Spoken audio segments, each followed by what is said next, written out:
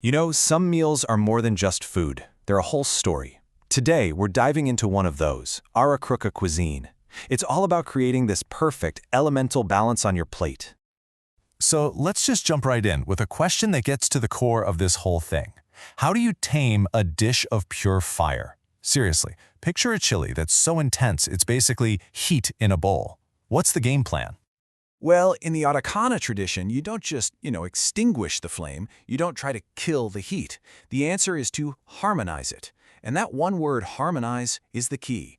This whole philosophy is built on balance, and we're about to break down exactly what that looks like. All right, first things first, we have to start with the heart of the meal, what they call forging the central flame. This is all about the art of that intense chili we were just talking about, our core fire element. Okay, so there's a key concept we gotta get our heads around. The word is neddor, and it literally means a flame dish. But here's the thing, it's not just about spice. It represents this powerful heat, this strength, this energy that, and this is the crucial part, absolutely has to be balanced. And that brings us to the chili's full name, which is just beautiful. Sariva Nedlor no Soliha. It translates to flame harmony of the earth. I mean, how great is that? Right in the name, you see that the fire isn't supposed to be this wild, raging thing. It's already connected to the grounding force of the earth. So, how do they actually build that harmony? Well, it all starts with the foundation. The base of this chili is this incredible mix of beans. We're talking kidney, black, pinto, even lentils, that gives it that deep, earthy richness. And then, the spices. They're not just there to bring the heat. You've got your chili powder and smoked paprika, sure, but it's balanced with these grounding spices like cumin, coriander, rosemary, and thyme. It's complex. And get this, the way they cook it is less like a recipe and more like a ritual. It has 4 distinct phases, and each one is tied to an element. You start with the earth phase, awakening the beans. Then you move to the fire phase, kindling the flame with all those spices. The water phase is what binds everything together, and the final air phase, that's all about harmonizing the spirit of the dish. It's pretty deep. And there's this piece of Arreqqana wisdom that I just love, and it's tied to that first step.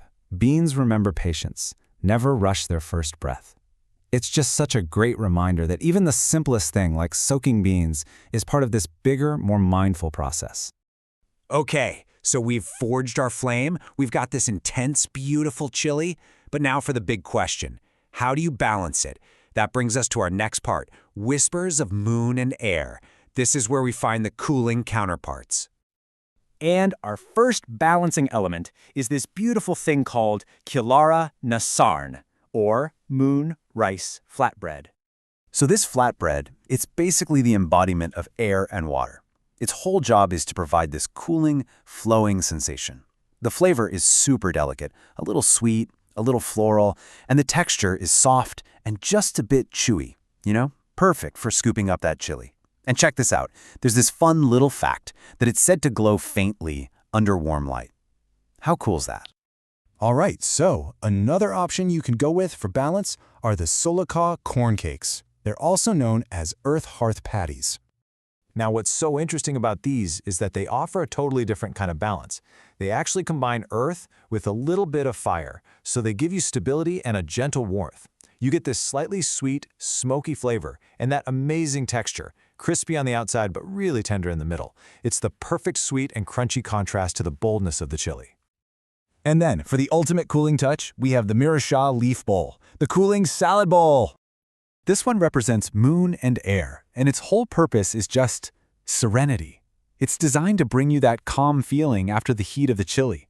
The flavor is super bright and cooling. Think citrus and herbs. And get this, tradition says you serve it in silver bowls to literally help calm the body down after all that spice.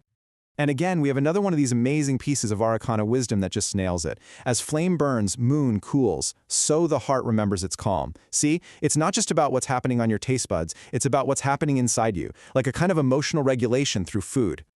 So we've got our fire, and we've got our cooling counterparts. Now it's time to put it all together. Next up, assembling perfect harmony, the complete elemental meal.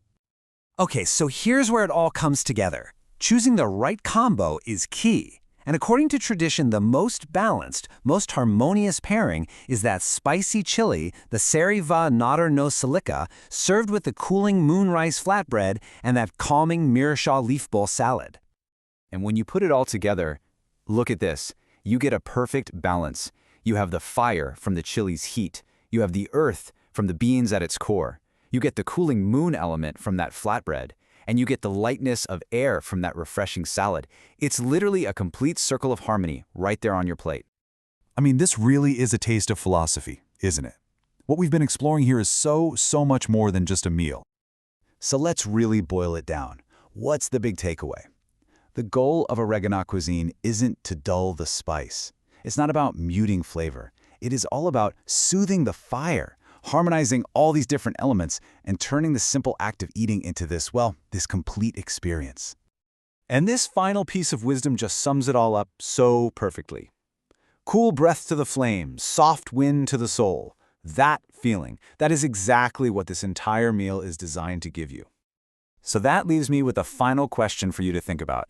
After seeing how this incredible tradition builds it, what does harmony taste like to you? What's that combination of flavors or textures that brings you that perfect sense of balance?